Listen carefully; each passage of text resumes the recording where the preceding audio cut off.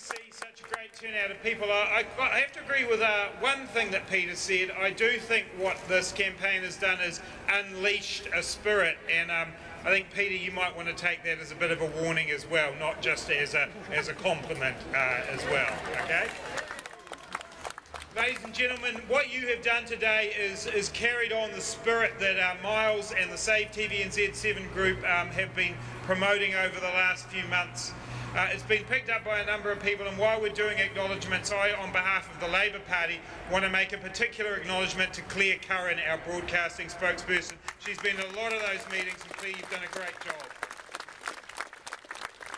As Claire said in her speech, there's a lot to be angry about today.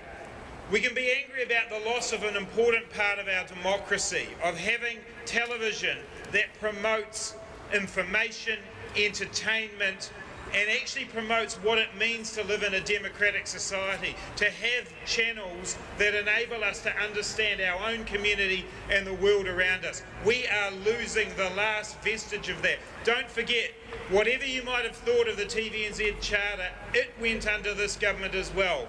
Radio New Zealand has had its funding frozen from the moment this government got into office. It does want to dumb down New Zealand. This government does not want there to be public service broadcasting that gives New Zealanders fair and free information. That is what we have lost under these last 3.5 years with this government. But I also want to echo Claire's views that there is hope. And there is one very specific thing I want to mention.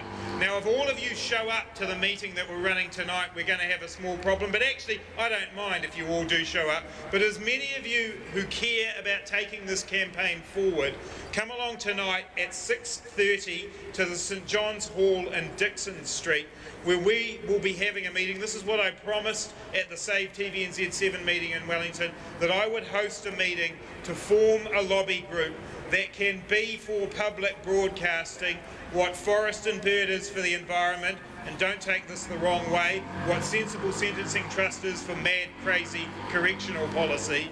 We want a lobby group that can be non-partisan, that can make sure that public broadcasting is an issue now, is an issue next year, and is an issue at the 2014 election.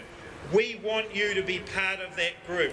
Miles is going to be there tonight talking about some ideas that the Save TVNZ7 group's got, but we need a clear, consistent, loud voice for public service broadcasting over the next 3 years. If you want to be part of that voice, come along to that meeting tonight. Even if you don't come along to that meeting tonight, make sure that from today through to the 2014 election, every time you are with politicians, you are saying, what will you do to make sure we have quality public service television, so that as we come to the 2014 election, they're doing those lists of issues about what's important for our country, and public service television, a return to proper public service broadcasting, is an issue at the election. And if it is an issue at this coming election, you'll get a government that will deliver that, and that will be a government that my party will be proud to be part of. Kia kaha.